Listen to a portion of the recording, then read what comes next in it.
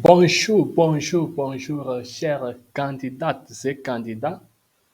Je vous souhaite une fois encore la bienvenue sur notre chaîne Réussir la SVT au lycée. Dans cette vidéo, je vais vous traiter un exercice sur le chapitre Organisation de la cellule et l'exercice va porter sur une cellule végétale. Et nous commençons maintenant. Mon nom est Béni Djikpo. Je suis enseignant de SVT au lycée. Si c'est votre première fois d'être avec nous ici, commencez maintenant en appuyant sur le bouton s'abonner et l'icône de notification en forme de cloche et consultez les liens et les informations présentes dans la description. Comme ça, vous ne manquerez de rien. Pour accéder à la description, il suffit de cliquer sur le titre de la vidéo ci-dessous et vous allez accéder à la description pour ceux qui sont en train de suivre sur leur portable. Maintenant, voilà, venons à notre exercice en question. On dit ici que le document 1 est un schéma d'interprétation d'un tissu observé au microscope. Voilà notre document 1. Voilà, voilà. Maintenant, question 1. À l'aide des chiffres, identifiez les éléments numérotés de 1 à 15. Voilà.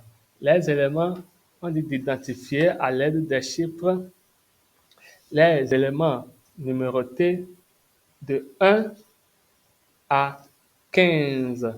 Donc, c'est ce que nous allons faire premièrement. On va faire identification. Quand on prend le 1, voilà, le 1 ici, le 1, c'est quoi? C'est la mitochondrie. 2, notre 2, c'est ici. 2, c'est chloroplaste. Chloroplaste. 3. 3 ici, on voit, il y a les grains, on voit les grains tout autour. Donc le 3, c'est réticulum endoplasmique granuleux ou REG. Le 4, le 4 qu'on a ici, le 4, quand vous observez bien, ça là, c'est une portion de noyau ici. Hein, une portion de noyau. Donc, quand vous observez bien le 4, notre 4, c'est quoi? Chromatine. Chromatine. 5. Pore nucléaire. Pore nucléaire. 6. 6, c'est nucléoplasme. Nucléoplasme. 7. Dictyosome ou appareil de Golgi. 8. 8 ici. Nucléole. Nucléole. 9. 9 ici. On a hyaloplasme. Hyaloplasme ou cytoplasme. Voilà, puisque c'est le liquide du cytoplasme qu'on appelle hyaloplasme. 10. 10, c'est quoi? C'est lamelle moyenne. 10, lamelle moyenne. 11. 11, c'est quoi? La vacuole. 11, vacuole. 12, vésicule. 13, ici, 13, le 13 qu'on a ici, c'est La membrane nucléaire.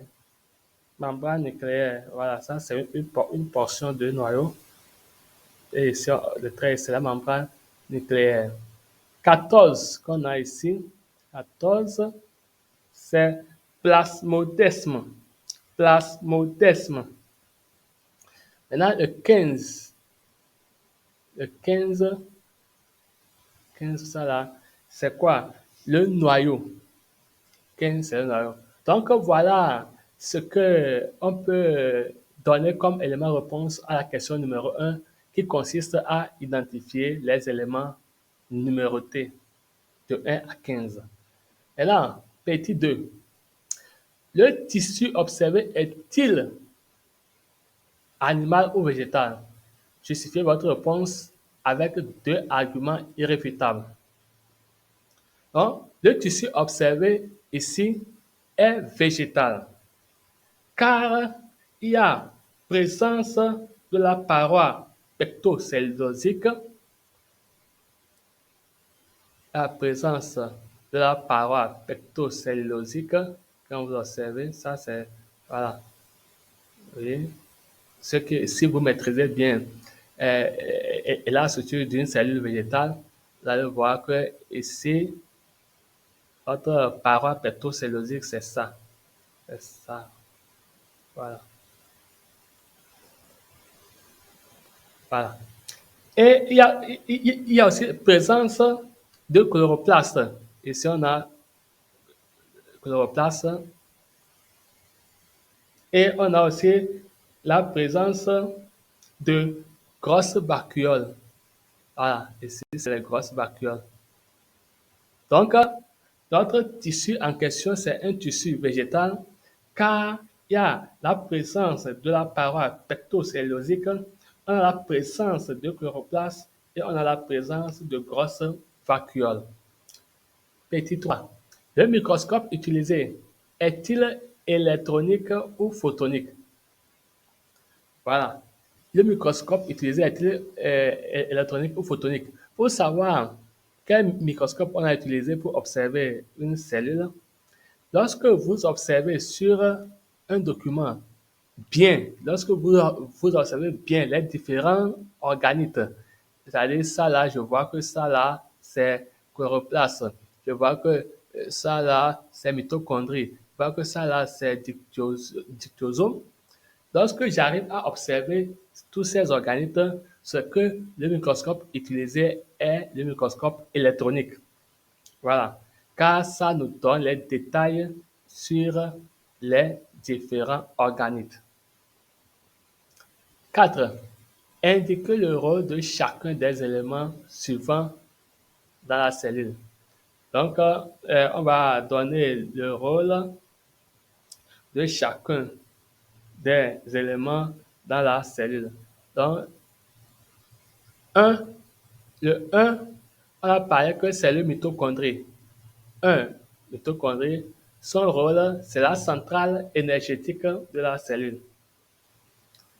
Le 7, le 7, c'est dictosome. Donc, le rôle du dictosome, c'est le lieu de stockage des protéines. Le lieu de stockage des protéines. Maintenant, quand on prend l'élément 14, l'élément 14, qui est notre plasmodesme, voilà, plasmodesme, elle permet l'échange intercellulaire. L'échange intercellulaire, c'est le rôle de l'élément 14 qui est notre plasmodesme. Maintenant, quand on prend le 15, 15 qui est le noyau, son rôle, c'est qu'il a un rôle trophique et un rôle génétique. Voilà. Le noyau a un rôle trophique et un rôle génétique. Voilà, si vous êtes en train d'apprécier ce qu'on est en train de faire, il faut cliquer sur le bouton j'aime en dessous de la vidéo et ça me fera plaisir. Ok, nous continuons. Question 5. Quel est le principal constituant chimique de l'élément 8? Quel est le principal constituant chimique de l'élément 8? L'élément 8 en question, c'est quoi? On a parlé du nucléole. Maintenant, le nucléole, quel est l'élément chimique qui est contenu dans le nucléole? C'est l'arène. Donc, l'élément, le principal, donc pour répondre à la question 5, bon, il y a erreur de frappe ici, c'est pas au pluriel. Le principal constituant chimique de l'élément 8 est l'arène. Alors, on demande comment peut-on le mettre en évidence? Donc, on peut mettre l'arène en évidence par la méthode de Brachet. Donc, pour mettre en évidence l'arène, on va utiliser la méthode de Brachet. Voilà. Maintenant, 6. On dispose des substances suivantes: bleu de méthylène, rouge neutre dilué, imprégnation argentique. Alors, on demande quel élément du document 1 peut être mis en évidence par chacune de ces substances. Voilà. On demande quel élément du document 1, du document qu'on est en train d'observer, peut être mis en évidence par chacune de ces substances. Donc, quand je prends bleu de méthylène, le bleu de méthylène va permettre de mettre en évidence le noyau. Le rouge neutre dilué va permettre de mettre en évidence la vacuole.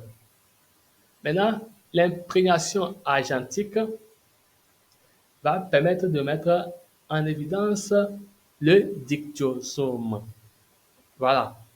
Donc, c'est ce qu'on peut dire pour récapitulatif de la question 6. Le bleu de méthylène va permettre de mettre en évidence le noyau. Le rouge neutre va permettre de mettre en évidence la vacuole. L'imprégnation argentique va permettre de mettre en évidence le dictyosome. Donc, si vous avez aimé cette vidéo, cliquez sur le bouton j'aime ci-dessous et partagez pour faire profiter d'autres personnes. Donc, on va conclure cette vidéo en vous disant merci d'être des nôtres. Puis, si vous avez d'éventuelles questions, sentez-vous libre de les poser dans les commentaires ci-dessous et je ferai le plaisir de vous répondre. Et comme exercice à chercher, je vais vous demander à ce que vous me dites comment on peut savoir si une cellule est animale. Quelles sont les caractéristiques comme exercice? Quelles sont les caractéristiques qu'on peut observer sur une cellule animale? À vos claviers en commentaire. Donc, je vous dis une fois encore merci et je vous donne rendez-vous dans les jours à venir sur notre chaîne Réussir la SVT au lycée. Ciao, ciao!